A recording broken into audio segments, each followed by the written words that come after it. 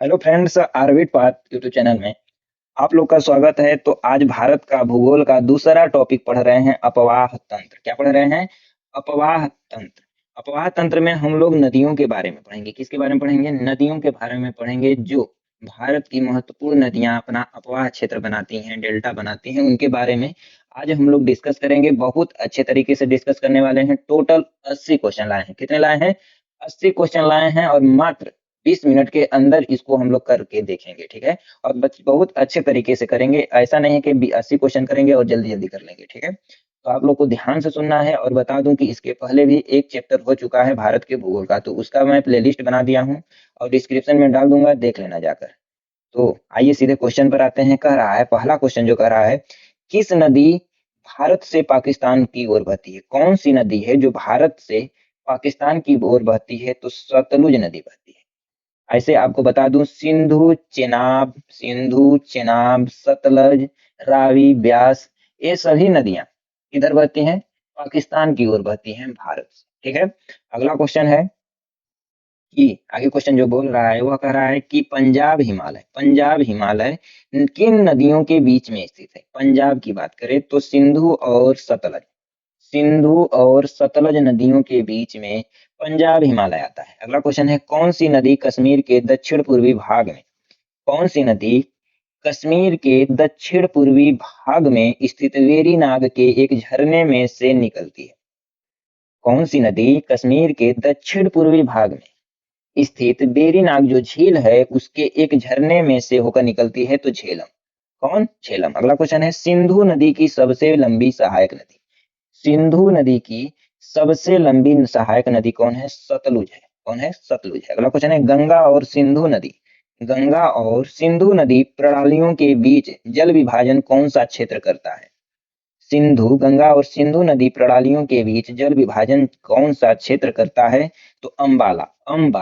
अगला क्वेश्चन है, किस नदी की शाखा का नाम बांग्लादेश में पद्मा है? यानी किस नदी को बांग्लादेश में पद्मा के नाम से जाना जाता है? गंगा को। इसे गंगा को। आगे क्वेश्चन देखेंगे। कह रहा है, गंगा नदी के दो प्रमुख स्रोत कौन हैं? गंगा नदी के दो प्रमुख स्रोत कौन हैं? तो भागीरथी और अलकनंदा। भागीरथी और अलकनंदा जिस जगह मिलती है वहां से गंगा का निर्माण हो जाता है। कहीं पूछ रहा है गंगा नदी के दो प्रमुख स्रोत कौन है? तो भागीरथी और अलकनंदा। अगला क्वेश्चन है, गंगा नदी किस स्थान पर विभाजित होकर भागीरथी हुगली शाखा बनाती है? जो गंगा नदी है वह किस स्थान पर विभाजित होकर भागीरथी हुगली शाखा बनाती है? तो फरक्का। क्या? फरक्का। अगला क्वेश्चन है, भारत में अंतर्देशीय जलमार्ग के लिए उपयोग की जाने वाली नदी कौन है? भारत में अंतर्देशीय जलमार्ग के लिए उपयोग की जाने वाली नदी कौन है? गंगा। अगला क्वेश्चन है, भारत में किस नदी को राष्ट्रीय नदी घोषित किया गया है?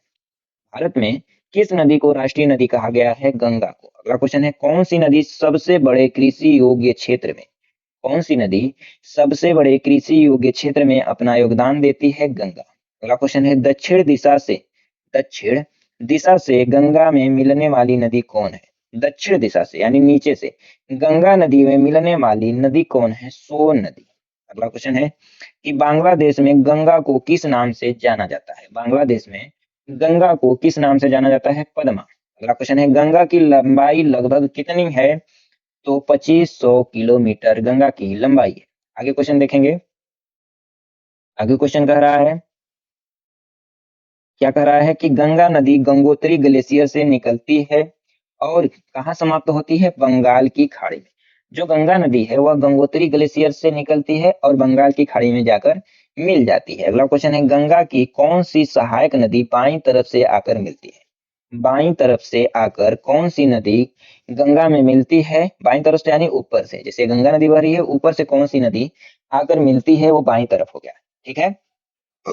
तो बोल रहा है, शारदा गंडक कोसी महानदी। शारदा गंडक कोसी महानदी कहां से होकर मिलते हैं? बाईं तरफ से। अगला क्वेश्चन है कि भागीरथी किस नदी की मुख्य धारा है?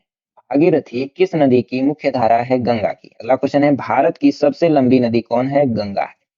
अगला क्वेश्चन है, यमुना नदी के समानांतर बहने वाली नदी कौन है? तो गंगा नदी यमुना नदी के समानांतर बहती है। अगला क्वेश्चन है, घाघरा और सोन किस नदी की सहायक नदियां हैं? घाघरा सोन किस नदी की सहायक नदी है? तो गंगा की।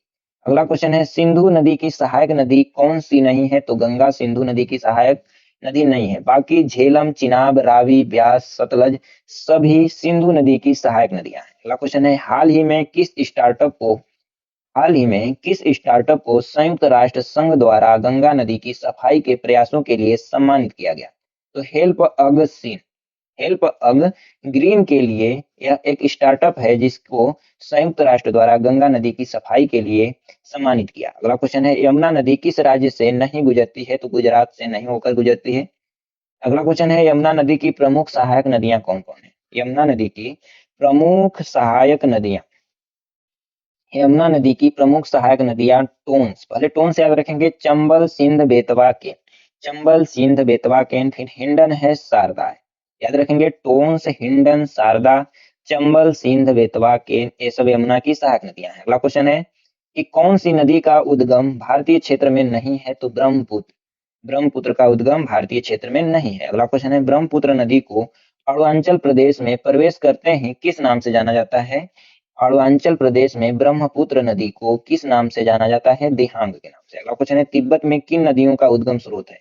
तिब्बत में किन नदियों का उद्गम स्रोत है? ब्रह्मपुत्र, सिंधु और सतलज। तिब्बत में किन नदियों का उद्गम स्रोत है? तो वहां से ब्रह्मपुत्र, सिंधु और सतलज नदियां निकलती है। अगला क्वेश्चन है ब्रह्मपुत्र नदी का उद्गम स्थल किस स्थान पर है? चेमा युंगडुंग हिमानी। चेमा युंगडुंग हिमानी जो चीन के तिब्बत में है वहां से ब्रह्मपुत्र नदी का उद्गम है। अगला क्वेश्चन है ब्रह्मपुत्र नदी उद्गम से डेल्टा तक कितने देशों से होकर गुजरती है? जो ब्रह्मपुत्र नदी है वह चीन के तिब्बत में चेमा युंगडुंग हिमानी से होकर निकलती है। तो कितने देशों से होकर गुजरती है? तो चीन, भारत और बांग्लादेश। अगला क्वेश्चन है मेघना किन दो नदियों का संयुक्त धारा है? मेघना किन दो नदियों का संयुक्त धारा है? गंगा और ब्रह्मपुत्र का। गंगा और ब्रह्मपुत्र का। आगे क्वेश्चन देखेंगे कि ब्रह्मपुत्र नदी को और किन नामों से जाना जाता है? ब्रह्मपुत्र को और किन नामों से जाना जाता है? जमुना, सियांग, यारलुंग, चंगबो, मेघबा। क्या क्या बोल रहा है? जमुना, सियांग, यारलुंग, चंगबो, मेघना और तसंगपो। ठीक है। अगला क्वेश्चन है ब्रह्मपुत्र नदी का नाम बंगाल की खाड़ी में प्रवाहित होते ही क्या हो जाता है?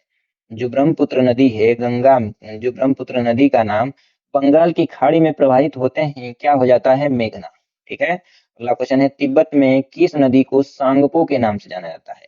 तो ब्रह्मपुत्र को तिब्बत में सांगपो के नाम से जाना जाता है। अगला क्वेश्चन है भारत के उत्तरी मैदान का निर्माण तीन प्रमुख नदी प्रणालियों अर्थात सिंधु, गंगा और ब्रह्मपुत्र के परस्पर क्रिया द्वारा हुआ है। तो भारत का जो उत्तरी मैदान है उसका निर्माण जो हुआ है वह मुख्यतः तीन नदियों के अपवाह क्षेत्र से हुआ है, सिंधु, गंगा और ब्रह्मपुत्र। अगला क्वेश्चन है ट्रांस हिमालय नदियां हैं। तो ट्रांस हिमालय में कौन सी नदियां आती हैं? ब्रह्मपुत्र, सिंधु और सतलज। ब्रह्मपुत्र, सिंधु और सतलज। अगला क्वेश्चन है गंगा और ब्रह्मपुत्र नदियों का उद्गम क्रमशः कहाँ स्थित है? गंगा और ब्रह्मपुत्र नदियों का उद्गम क्रमशः कहाँ स्थित है? उत्तराखंड और तिब्बत में। अगला क्वेश्चन है कि धनसिरी किस नदी की सहायक नदी है? धनसिरी किस नदी की सहायक नदी है? तो ब्रह्मपुत्र की सहायक नदी धनसिरी है। अगला क्वेश्चन है लोहित नदी किस नदी तंत्र का एक घटक है? तो ब्रह्मपुत्र नदी का एक घटक है लोहित नदी। आगे क्वेश्चन देखेंगे, कह रहा है कि असम में किस स्थान से ब्रह्मपुत्र नदी पश्चिम दिशा को बदलकर दक्षिण की ओर मुड़ जाती है और बांग्लादेश में प्रवेश करती है? इस क्वेश्चन पढ़ेंगे असम में जो किस स्थान से ब्रह्मपुत्र नदी पश्चिम दिशा को बदलकर दक्षिण की ओर मुड़ जाती है, यानी इधर जा रही होती है पश्चिम की और दक्षिण की ओर मुड़ जाती है। ठीक है।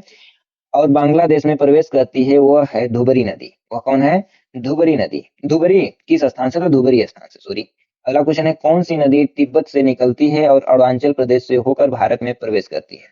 तिब्बत से निकलती है, अरुणाचल प्रदेश के होते हुए भारत में प्रवेश करती है, वह है ब्रह्मपुत्र नदी। वह कौन है?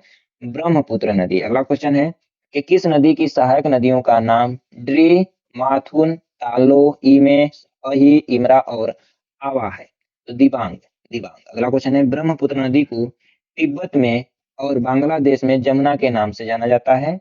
तो तिब्बत में जो ब्रह्मपुत्र नदी है उसको तसंगपो यानी सांगपो के नाम से जाना जाता है। अगला क्वेश्चन है सबसे बड़ा नदी द्वीप मांजुली नदी द्वीप किस नदी में पाया जाता है? सबसे बड़ा नदी द्वीप है मांजुली। वह किस द्वीप नदी में पाया जाता है? तो ब्रह्मपुत्र में मांजुली द्वीप पाया जाता है। अगला क्वेश्चन है कि सतलुज नदी किस प्रमुख नदी प्रणाली का हिस्सा है? जो सतलुज नदी है वह किस प्रमुख नदी प्रणाली का हिस्सा है? तो सिंधु नदी का।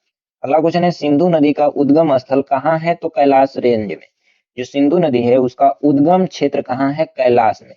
अगला क्वेश्चन है किस नदी का मुहाना कर्क रेखा के उत्तर में स्थित है? किस नदी का मुहाना कर्क रेखा के उत्तर में है? तो सिंधु नदी का। अगला क्वेश्चन है सिंधु नदी की से सिंचाई, बिजली उत्पादन और परिवहन उद्देश्यों के लिए भारत को कितना पानी लेने की अनुमति दी गई है? सिंधु नदी से सिंचाई, बिजली उत्पादन और परिवहन के उद्देश्यों के लिए जो भारत को कितना पानी लेने की अनुमति दी गई है? तो 20%। बाकी 80% पाकिस्तान को। अगला क्वेश्चन है मानसरोवर से निकलने वाली पाकिस्तान की सबसे लंबी नदी कौन है? मानसरोवर से निकलने वाली पाकिस्तान की सबसे लंबी सहायक नदी कौन है? सिंधु नदी। अगला क्वेश्चन है जास्कर, हुंजा, श्योक, गिलगिट और नुब्रा किसकी सहायक नदियां हैं? जास्कर हुई, हुंजा हुई, श्योक हुई, गिलगिट हुई, नुब्रा हुई, किसकी सहायक नदियां हैं? सिंधु नदी की। अगला क्वेश्चन है कौन सी नदी सिंधु नदी की सहायक नदी नहीं है? तो लोहित सिंधु नदी की सहायक नदी नहीं है। बाकी कौन कौन है? सतलुज, ब्यास, झेलम, चिनाब, रावी, ये सब क्या है? सिंधु नदी की सहायक नदियां हैं। ठीक है, तो टोटल 50 क्वेश्चन हो गए। तो आज के लिए क्लास यहीं समाप्त करते हैं। बाकी वीडियो आपको कैसा लगा आपको जरूर बताना है। आज के लिए बस इतना ही, धन्यवाद।